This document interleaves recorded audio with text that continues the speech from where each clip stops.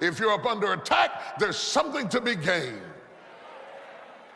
So the Bible says, put on the whole armor of God that you may be able to withstand the wiles of the devil, the tactics, the antics of the devil. And then he says, once you get it all on, having done all to stand.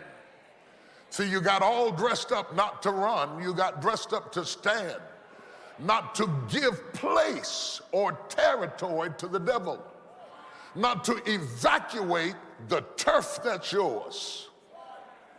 Did you hear that?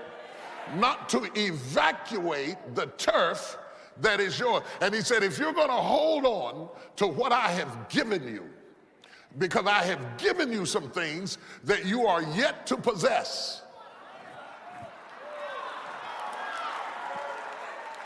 And in order to possess what I've given you, to take it out of the euphoria of an idea and snatch it into the realm of a possession, you're going to have to stand, having done all to stand.